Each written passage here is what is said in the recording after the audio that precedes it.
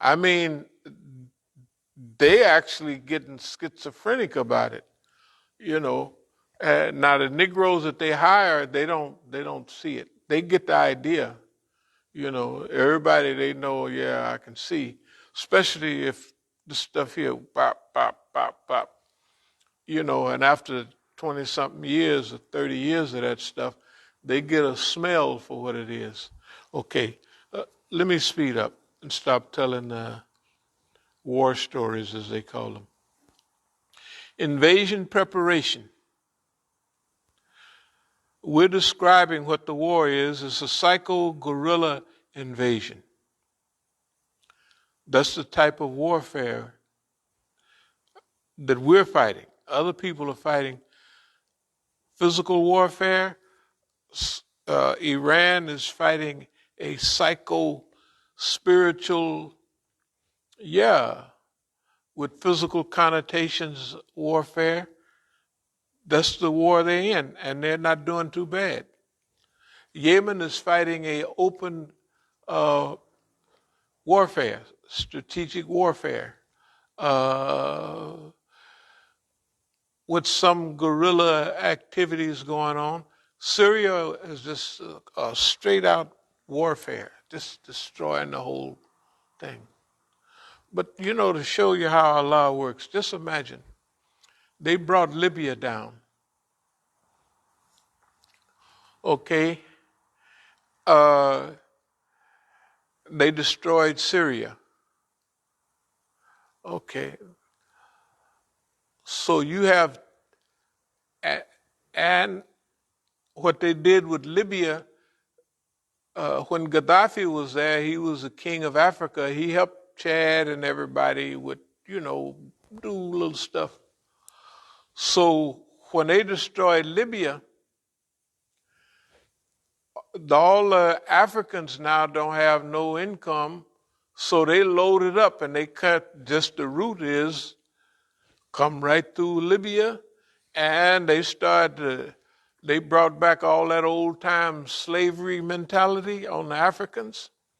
See, because people that haven't been to that part of the world, in the northern part, even when I was living in Algeria, they still had slaves in southern Algeria, the desert. That was only 50, a little over 50, that was 50 years ago, call it. They still had slaves, right? And they had slaves and a few more slaves. They would call them servants, but they they couldn't go nowhere when they wanted to. So, and all of them would be darker skinned people. Anyway, but look what they did. Think about how the whole world is working. They went in, we're going to destroy Libya, we're going to do this, that, and another. And guess what? All the people from all that part of the world, as far as Afghanistan and Bangladesh, when they want to go to Europe, they go to Libya and take them old rickety boats by the thousands, right? They be packed in there so much they can't stand, they standing up and they can't go to the bathroom. I guess they go on themselves. Because it takes a little while to get across. Now the people from Africa are coming through Libya. People are coming from all over the world. What's happened to Europe all of a sudden? You got Nigerian prostitutes, you got Nigerians flooding into Spain, flooding into Italy. And all the Germans are saying, let them come on in, because the Germans is efficient and they come in, they teach the Arabs German and mechanics how to work on, high-tech stuff and give them jobs. Why? Because Germany is the manpower in Europe. Europe is not replacing, they need 1.7 people to replace the population. They way down to one, Europe. The kids that go to Europe are going to do the same thing like their parents did here. First of all, there's a revolutionary group already in Europe. But The first group are going to be happy to get there. There's tons of them, just all Arabic speaking. So that's good. And then a lot of the times, like France and all that, they live in, Arab neighborhoods, okay. So they develop a type of French Arabic type, but they can, since they read in Arabic all the time, they can still, okay. But just think in a few years, those people that ran away from Syria and everywhere else are glad to get there. Their children that grow up there might be glad because they remember back home. But the children that come up after them will be just like the children that are coming up now in universities, and they talk in a different language than MSA did before. Why? Because they're U.S. citizens, and they've been hearing all of that freedom and gobbledygook, and they say we're American citizens and we're part of the da da da da da. And so I don't care whether they came from Vietnam, but they're speaking out. The Pacific Islanders now are speaking out, right? Even the ones that did better than everybody, that means the Chinese, the Vietnamese, and all of them, that was Republicans, right? All of a sudden last year when they rolled in on them, and the Koreans, shoot, everybody is woke. Whether it's racism, whether it's invasion, whatever it is, America is woke now. The same thing is going to happen to Europe. Okay, and population, we have more kids than they do. They ain't going to be able to do nothing about Negroes and Latinos in a few years because everybody will be, white folks not having no whole lot of children. And they don't even, the modern generation don't even want children. They don't even want, they say children, them things start cussing you out and talking crazy, and then the cost.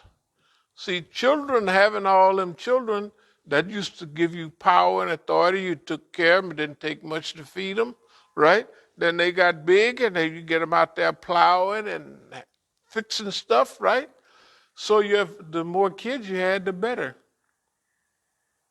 You took care of them a little bit, but look, after you got one of the kids is 10 years old, they take care of all the rest, and I don't care, you can keep having them, and they taking care of themselves now. Right? No, because whoever it is the oldest, they going to take care of the ones, the old ones, especially if they was boys in them days, they going to go to the big city, they're going to get a job, and they're going to all support everybody back home, too. Okay? The world, look at the world today. You got to remember the patterns. When a big country has power and authority, like for the last 70 years or more, 75 years of the United States of America. Okay, after a while, that grip is going to loosen up. And after a while, when that grip loosens up and everything starts to change, they won't be able to change with it. This is just a historical reality, right?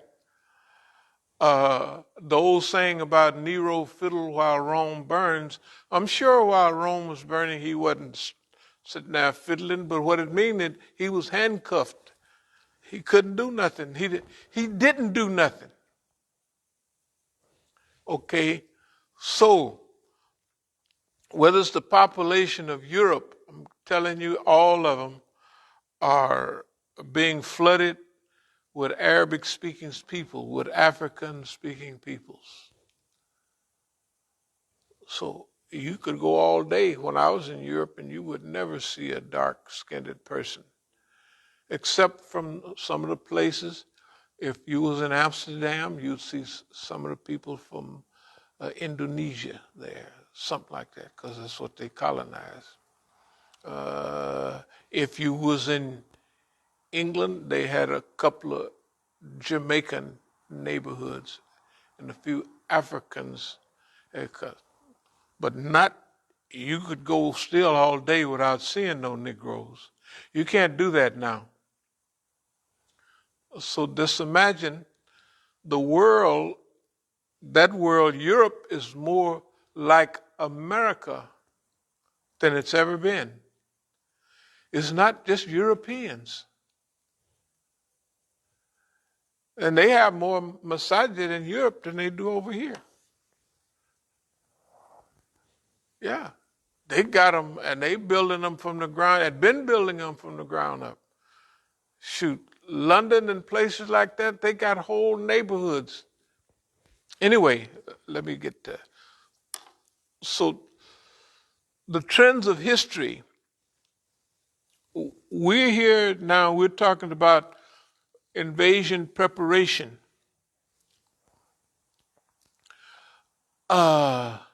Everything is working in our direction. So the environmental circumstances is now better for us to do what we have to do here. And we've been depending on,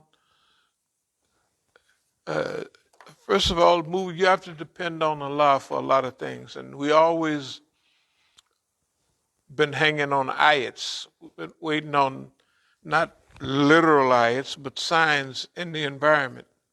Okay, whatever people say, you do have to admit that we've been environmentally planning soundly. Like we have been anticipating the environment and the trends in the environment, and we haven't been doing too bad. Therefore, preparation for invasion is a psycho guerrilla invade for California. There's pre-invasion planning, which it might look like we've been sitting around and taking it easy and just walking around with our head up in the air. That's not what's been happening. We got stacks of notes, and well, sometimes you see me copy stuff and I'm sitting here with all of that goes into folders. All of it goes into folders and notebooks. We've been, if they steal the notebook, so what? We got it on paper. If they steal the paper, we got it in the notebooks. If they do something else, it's written down in several places. Okay. So let's think about this pre-invasion planning and preparation. Last week we talked about where, who, why, when, how, and all of that, With those questions, where? California. Who? Us. What? A reinvasion. Why? Because they've been doing bad. They've been living bad, and they've been treating us bad. That's good a reason, isn't it? They've been bad. Mukhtar has been a bad boy. He's been a bad boy. That's all it is. Simple as that. Forget the assault. He's been a bad boy. So that's okay. Hashim Alauddin has been a bad boy. They took young Malcolm's grandson and they just fiddled around with him. And I'm not saying they killed him, but he got killed and they ain't fell out crying about it. And the way it happened, it looks like they did it. Malcolm never practiced no Islam in front of nobody. He'd come to the programs with a cutie pie with him. And one of the brothers down in Dixie used to have, Iranian brother would have programs up till a few years ago. And he had a few programs with Malcolm. He said, he don't do no Islam because he's living at his house with him. He don't do none. He don't do that. He don't do no Islam. You can forget that. He just don't do it. And they start building them up. You could tell they start building up before he got out of prison. He's sitting there with the Malcolm ring on and all that. So the poor guy, you know, there was no sense of doing it. They didn't have to do that to him. He was no threat to nobody, right? He wasn't no threat to nobody. I mean, but they beat him to death with a baseball bat. That's a brutal death, man, down in Mexico. Why they sent him down to Mexico? It has nothing to do down there except they sent him down there for some phony reason and beat him to death. These niggas is brutal. They're brutal. They would have did the same thing to me. They tried a couple of times. That assault in Oakland was the last one. They figure we'll assault the nigga, then we'll kill him. We'll shoot him. The assault won't kill him, but he'll be